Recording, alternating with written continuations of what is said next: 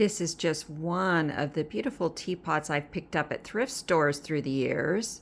And today I'm going to enjoy using it with some olive leaf tea. Sometimes people have asked me for a recipe for making teas, but there's no recipe. It's just a matter of putting in your dried or fresh olive leaves, the amount that you want. So you can experiment. If you're making just a cup, that's probably plenty, but I'm making a whole kettle worth. So I'm going to add more. But to be honest, even if I just fill this up halfway, it will be plenty because the strength of the tea is also determined by how long it steeps, how long it rests in the hot water. Now, nothing could be easier than dehydrating olive leaves for tea, and not much can be as healthy as olive leaf tea either. It has so many medicinal benefits to it. So I am just pouring in the hot water right over the olive leaves. Olive leaves are really high in antioxidants, and so they help fight against illness and even prevent premature aging. I hope they prevent regular aging too. No, really, they're also antibacterial, antifungal, and anti-inflammatory, which is great for those of us who are struggling with arthritis. Other key benefits for using olive leaves for tea include olive leaves help lower blood sugar and blood cholesterol. In addition, it helps lower blood pressure. Plus, it helps prevent muscle spasms, which I appreciate. Well, there are other benefits. I'll list them down in the description below, but now I want to go outside because it is a sunny day for once here in January 2024 in Northern California, and I want to go enjoy that sunshine. We had our first frost last night. We'll talk about that and a few other things like how did my medlars go. So let's go meet out in the garden for a chat now. Well, it is gorgeous outside here today, and I am so happy about that. I get to come out and enjoy some nature and share with you how beautiful it is here in the middle of January already, 2024. Well, maybe not the middle, but we're getting close. So yes, as I said, we had our first frost last night, hit 30 degrees Fahrenheit. Up till now, it's been in the lower 40s and occasionally hitting the upper 30s, but dropped way down last night, super chilly. Came out this morning to take care of the chickens and ducks, and yeah, frost everywhere. But my cherry tomatoes and my peppers seem to be doing just fine still, and it has bounced back up. It's about 53 degrees Fahrenheit right now at 3 p.m., and we're scheduled to be in the high 30s and low 40s the rest of the week. Still, I am going to go harvest those cherry tomatoes and peppers either this afternoon or tomorrow probably, because I want to make another round of salsa. I just love making salsa because it's so easy and we just enjoy it so much in so many ways. So if you haven't been to my channel before, I'm Kim, and this is all of City Oasis, where, I like to do all sorts of fun, cozy things, gardening, of course, being the main one I share on this channel, and other hobbies which I intend to start sharing in the future, especially reading nonfiction books about gardening and permaculture, and reading some cozy mysteries that highlight themes like gardening, of course, but also orchards and making jam, preserving your foods, beekeeping, all sorts of fun stuff. And for people like me, and maybe like you, who in addition to gardening also enjoy reading, well, cozy mysteries like that, the combination, can't really be beat. Today I wanted to share with you about my medlars. In fact, I did a video, or started to do a video, a few days ago all about the medlars. If you watched my previous video on 3 low-maintenance trees you should try growing, medlar being one of them, you would have seen me harvest the medlars and talk about the history a bit and also how the fruit needs to be bletted. And so I did set all that fruit aside to blet, and I was so excited to cook with them when the bletting period was done. So yes, and well, more on that in a minute. But first,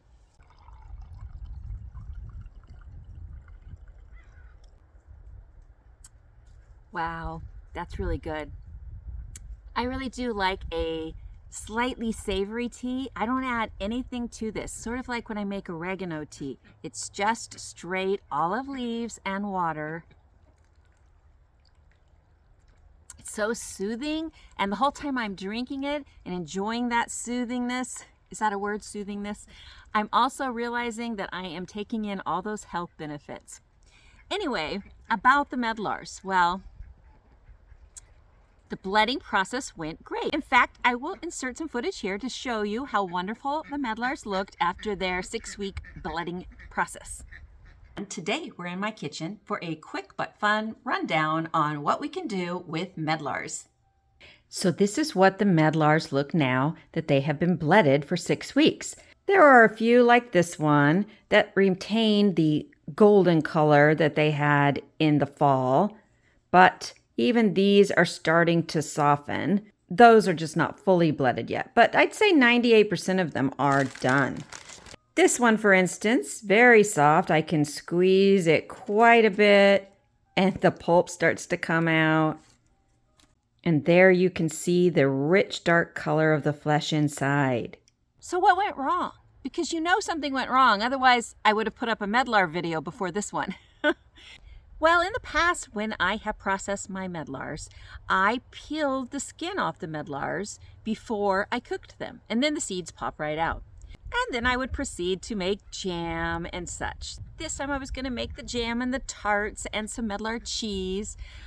But I found a blog that seemed to be very, very knowledgeable about Medlars, and it said that much like I make apple butter, I could just put the entire Medlar fruits right in the pot with the water and cook them that way. And so I said that in the video, and I proceeded to do it. All looked good. It cooked down just like they said it would. And I thought, wow, this is as easy as they kept emphasizing in their article. No, no, no. That was a big mistake. The big mistake on my part was putting all the fruit in at once. I don't think that it was necessarily a mistake to trust their process because they really did seem experienced. However, it is always a mistake, and I know this, to put all your eggs in one basket. I should have tested their process. I should have tried a few Medlars to see if it would work the way they said, because it did not. What happened was those Medlars cooked all the way down, but the skin did not dissolve like it does in apple butter, which, to be fair, they didn't say it would. What they said was it would separate very easily from the cooked flesh. Well, the seeds weren't difficult to get out because they're so large, but the skin did not separate easily from the flesh. It was all mangled together. And their directions to use a colander to push through the flesh, leaving the skin behind, that did not work at all. And I did follow the directions precisely, so I don't know what was wrong or missing, but I do know that it was my fault for putting all the Medlars in at once, because when that didn't work, there was nothing I could do with it. And I did taste the Medlars before I started cooking them, and they tasted wonderful. So good. Cinnamon, nutmeggy, a wonderfully spiced apple butter-like flavor, but with a tang of citrus. There's nothing really like a Medlar. And now I will not have Medlar jam again this year. So I hope I've learned my lesson, and next year not only will I have the bledding process down pat, but I will now know to first skin those Medlars, peel them. It wasn't really that hard when I've done it in the past. It was just a little tedious, but well worth it now, I realize, because this other method, no. All right, moving on. I did have some other success in the kitchen though, just today. Take a look at this. This is what I'm calling Cranberry-Coconut Crumble. It includes oatmeal, fresh cranberries, some applesauce and some fresh apples, some pecans and oatmeal. I said oatmeal. Some pecans and what else? Brown sugar, little salt. I'll put the recipe down below. It does not have any regular flour. It has a little bit of gluten-free flour, so I'm able to eat it. My daughter's able to eat it, and it tastes delicious and super easy to make, even with fresh cranberries.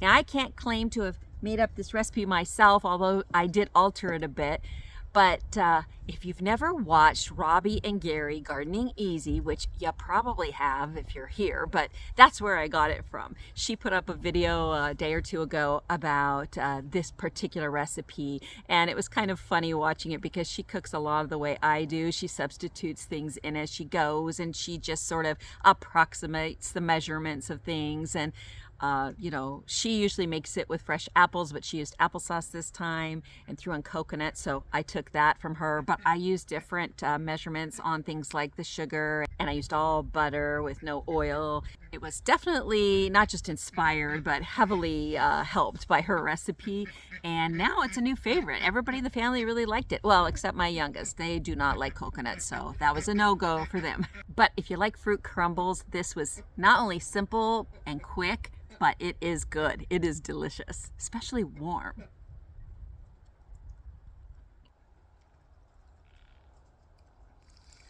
It's so nice to be outside. It's been raining for about a week now, and you know, we don't get rain here much at all. And the plants have been appreciating it, definitely. My kale, my purple tree kale, is going crazy, and that's great for making stir fries. But this is a nice reprieve. There's not even a wind. It's really great. I hope that wherever you are, you're enjoying the weather, whether that's because it's nice and you're outside in it, or maybe it's just beautiful. The snow is beautiful, I admit. And maybe you're inside next to your fireplace and looking out the window at the beautiful snow and dreaming about spring and gardening. One of the things that the colder weather, which forces me to be inside more, does is it allows me the opportunity to do more reading and to do more crafts, crochet and things like that, and not feel guilty about it. Still, when a day like today hits, I am looking out the window thinking, wow, I've got lots of projects out there I need to get to. And as far as seeds go, have I started any yet? No, but there are a few, especially some flower seeds that I'm going to be starting in the next week or two. And I have my eye on a couple of trees I'm ordering, so they'll be here in a few weeks for me to plant. I could plant them right now, but it also won't hurt to wait till the end of January, even into February, to plant them. So that will be fun, and I'll share that with you when they come. But really, I do enjoy January as a time to just sort of get a little bit of a reprieve, a little rest. I'm still enjoying nature in different ways, but I'm also very much into planning. I'm busy thinking about what am I going to grow, what am I going to focus on, what are the new perennials I'm going to plant, what am I going to do in my flower gardens, because I am going to expand those quite a bit this year, bringing more into the veggie garden area and putting more out into my fruit orchard. I did expand my fruit orchard guilds, as it were, last year. I didn't know about fruit guilds when I planted my orchard 7-8 years ago, but I have been slowly inserting various plants like artichokes and herbs and walking onions and different things like that down there. I can't put things like berries because that would just attract the rabbits, and the rabbits would go to town with that.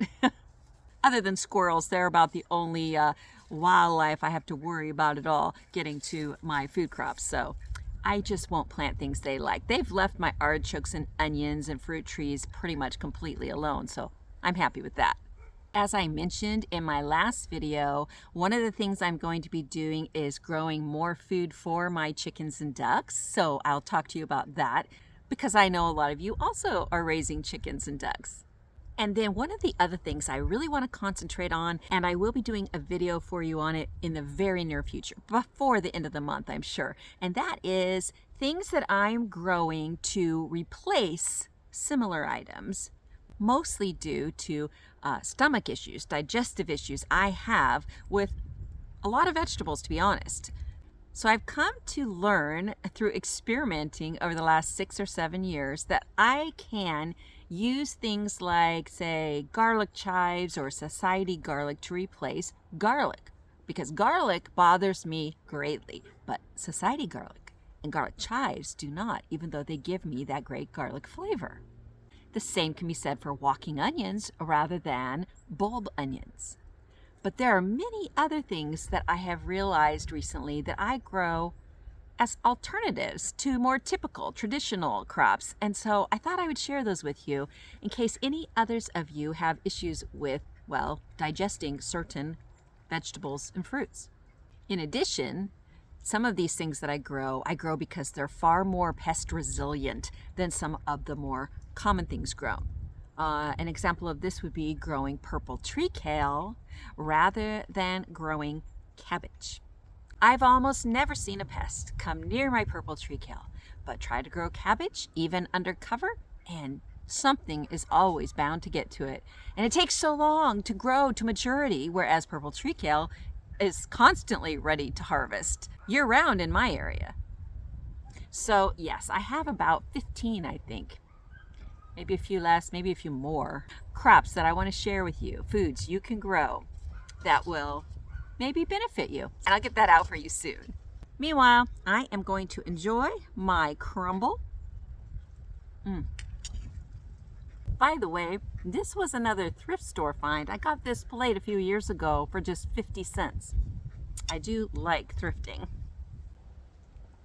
Now, in my next video, I'm going to be sharing some great catalogs from some wonderful nurseries that you might not be aware of, but I think you should know about because they have great cultures. They're really, really user-friendly, whether online or on the telephone.